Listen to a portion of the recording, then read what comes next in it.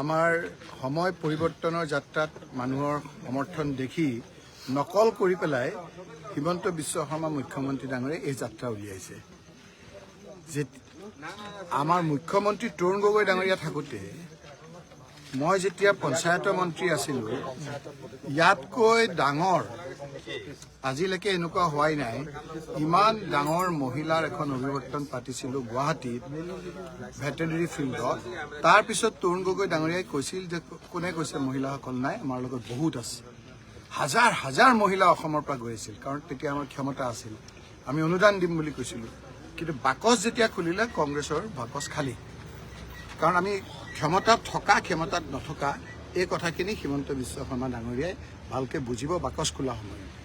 এতিয়াতো বিভিন্ন ধৰণেৰে অনুদান দিম বুলি কৈ ইলেকশ্যনৰ আগমুহূৰ্তলৈকে তেওঁলোকে কোড অফ কণ্ডাক্ট নোহোৱালৈকে কৰিব।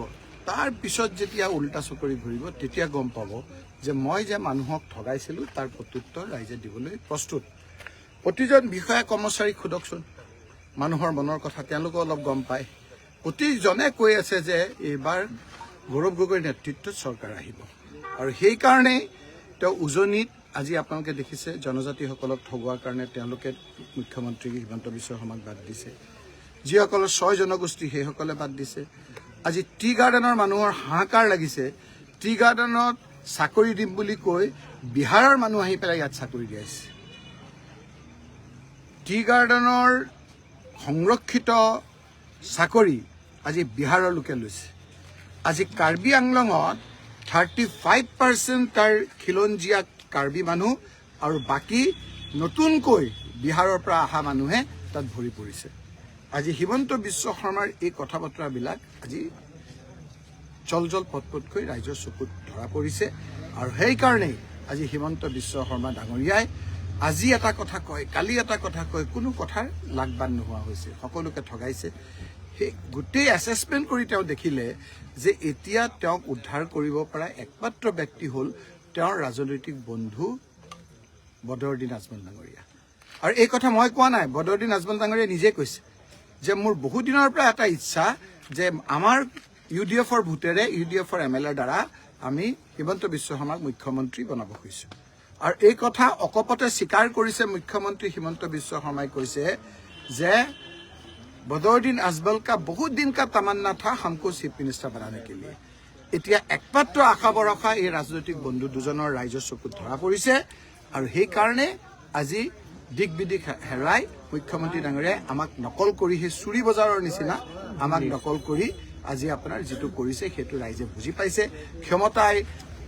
ক্ষমতা যেতিয়া থাকে তেতিয়া বাছ ভাড়া কৰি দাবী ধমকি দি আঁচনি কাটিম বুলি কৈ আপোনাৰ বিভিন্ন মানুহৰ ঘৰৰ পৰা ওলাই আনি পেলাই তেওঁ যিটো দেখুৱাইছে সেইখন আচল নহয়।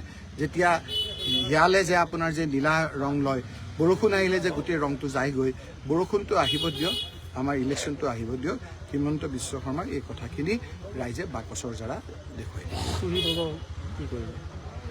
যেনেকৈ চুৰি বজাৰটো কোনটো ক'লে একে নকল আমি ধৰিব নোৱাৰে। দিল্লীৰ চুৰি বজাৰৰ কথা, দিল্লীত এখন চুৰি বজাৰ আছে, চুৰ কৰে। এতিয়া আপুনি একে বস্তু এটা হুবহু নকল। এতিয়া গৌৰৱ গগৈৰ সেই নকল কৰি তেওঁ এতিয়া এটা যাত্ৰা উলিয়াইছে। সেই যাত্ৰাটো হ'ল এতিয়া তেওঁ কিবা এটা নাম দিছে, সেই নামটোৱে তেওঁৰ কাৰণে আপোনাৰ কিছুমান মানুহক কিছুমান বস্তু নাচাজে নহয়। যেনেকৈ আপোনাৰ খুব কোলা বস্তু এটাক বগা বুলি ক'লে মানুহে ক'ব যে এইটো কি নাম দিলে। গতিকে মুখ্যমন্ত্ৰীৰ মুখত বন্ধু আশীৰ্বাদ সেই কথাবিলাক তেওঁ নাচাজে। তেওঁ যেনেধৰণৰ কথা বতৰা, যেনেধৰণৰ তেওঁৰ বহন উঠন কথা বতৰা, অহংকাৰ এটা মানুহৰ ছবিহে হ'লেহে মানুহে বুজি পায়। গতিকে মুখ্যমন্ত্ৰী ডাঙৰীয়াৰ যে পতন হ'ব সেই কথাখিনি বুজি পাইছে।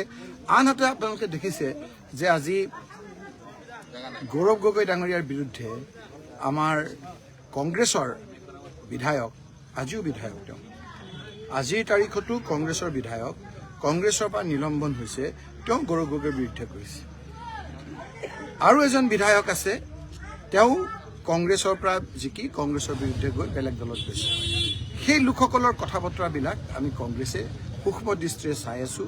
এলায়েন্স পলিটিক্সত এনেধৰণৰ মানুহৰ আৱিৰ্ভাৱে আমাৰ গোটেই ইমান দিনৰ যিটো আমি এলায়েন্সটো বিচাৰি শক্তিশালী হিচাপে ৰূপ দিয়াৰ কৰিছোঁ। এই কথা বতৰাবিলাকত ক'ৰবাত নহয় ক'ৰবাত অলপ ঘূনে ধৰিছে। এই কথাখিনিকে ইংগিতত আপোনালোকক কৈছোঁ। ৰাইজৰ দলত এলায়েন্স হ'বনে? এই গোটেই কথাবিলাক ডিপেণ্ড কৰিছে যে এলায়েন্স পাৰ্টনাৰবিলাকৰ মাজত আমাৰ হ'ব লাগিব যে তেওঁলোকৰ এজন MLA আমি লৈ আনি পেলাই যিকোনো এটা দলৰ MLA এজন লৈ আনি আমাৰ পৰাই উঠালে তেতিয়া কেনেকুৱা লাগিব? তেনেকুৱা নহ'ব নহয়।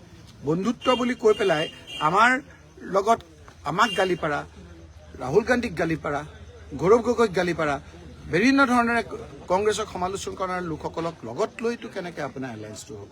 বাকীসকলক লৈ পেলাই আমাৰ এলায়েন্স হ'ব। যদি তেওঁলোকে এইসকলক বাদ দি পেলাই আমাক কৰে, আমাৰ কোনো আপত্তি নাই। কিন্তু মোৰ ব্যক্তিগত কথা হ'ল এইসকলক ল'লে আমাৰ বাকী তৃণমূল পৰ্যায়ত আমাক বহুতে এই কথাবিলাক প্ৰশ্ন কৰে। এওঁলোক স্পষ্ট যিসকল কংগ্ৰেছৰ বিধায়ক এতিয়াও বিধায়কত থাকি কংগ্ৰেছৰ বিৰুদ্ধে কথা কয়। তেওঁলোকেতো কংগ্ৰেছৰ এতিয়াও আপোনালোকে চাওক কংগ্ৰেছৰ বিধায়কৰ নামত তেওঁলোকৰ বিধায়ক আছে, আকৌ কংগ্ৰেছৰ বিৰুদ্ধে গৈছে। মিনিমাম সৌজন্যতাখিনি নাই। অধ্যক্ষও সেইসকলক এতিয়ালৈকে কংগ্ৰেছত তেওঁলোকক MLA চিটটো এতিয়াও ৰাখি থৈছে। গতিকে এই কথা বতৰাবিলাক ৰাইজে বেয়া পাইছে আৰু সেইকাৰণে আমি এইবাৰ ক্লিন প্ৰিয়ংকা গান্ধী ডাঙৰীয়ানীয়ে এইবাৰ স্ক্ৰিনিং কমিটিৰ সভানেত্ৰী হৈ পেলাই অল ইণ্ডিয়া কংগ্ৰেছ কমিটিত এটা মেছেজ দিছে যে এইবিলাক দুই তাল মাৰা কথা বতৰাবিলাক নহ'ব। যি হয় আমাৰ খোলাখুলি হ'ব, বিশুদ্ধভাৱে হ'ব, শুদ্ধকৈ হ'ব।